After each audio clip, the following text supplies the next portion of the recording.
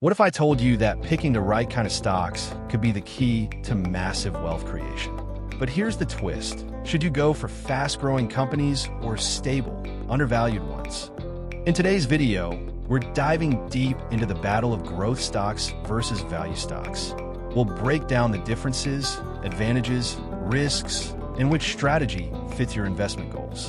Stick around till the end, because I'll share an expert tip that can supercharge your portfolio. Before we start, hit that like button and subscribe to Investosphere for the best investing insights.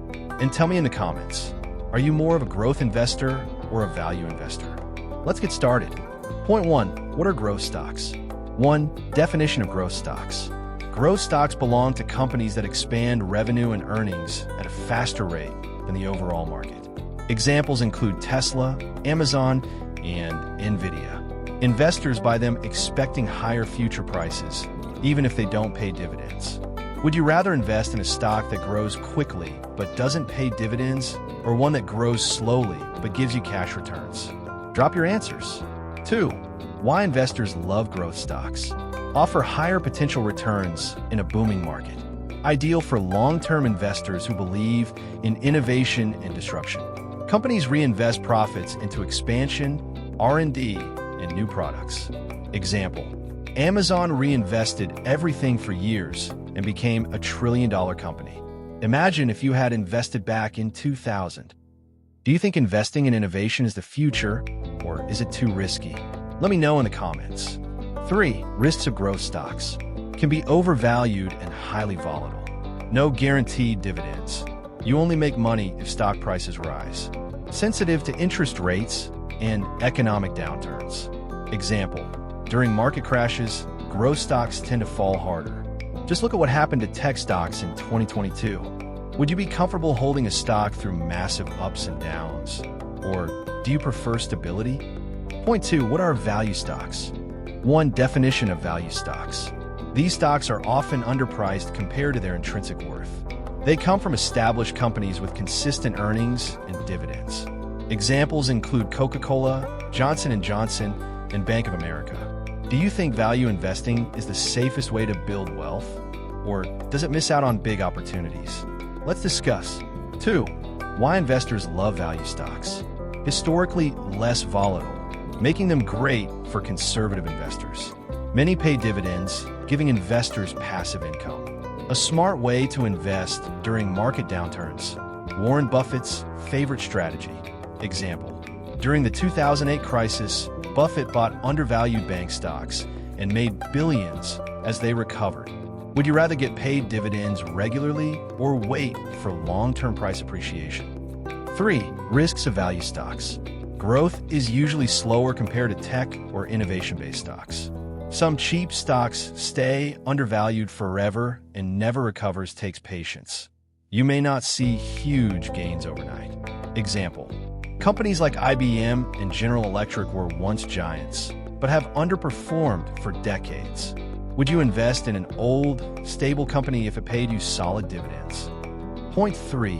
Growth versus value. Which one is better? 1. Performance comparison. Over the last decade, growth stocks outperformed, especially tech stocks. But in high-interest rate environments, value stocks tend to perform better.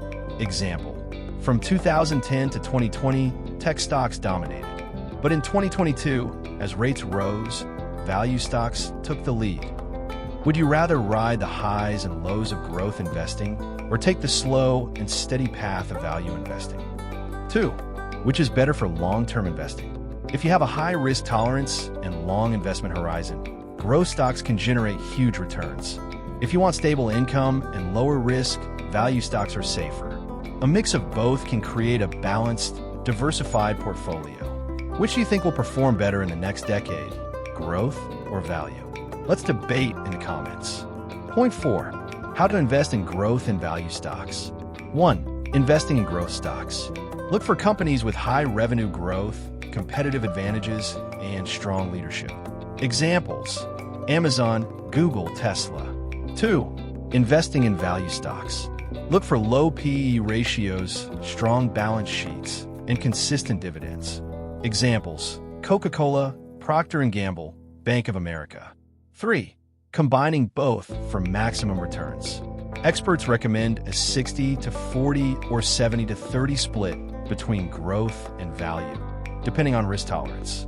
ETFs like Vanguard Growth ETF, VUG, and Vanguard Value ETF, VV, can provide easy exposure. Would you rather pick individual stocks or invest in ETFs for easy diversification? Comment below. So, which is better, growth or value? Well, it depends on your goals. If you want high potential gains, growth stocks are for you. If you prefer stability and dividends, value stocks are the way to go. And if you want the best of both worlds, a mix of both is ideal. If you found this video helpful, smash that like button and subscribe to Investosphere for more investing insights. And tell me in the comments, are you team growth stocks or team value stocks? Let's discuss. Thanks for watching, and I'll see you in the next video. Happy investing!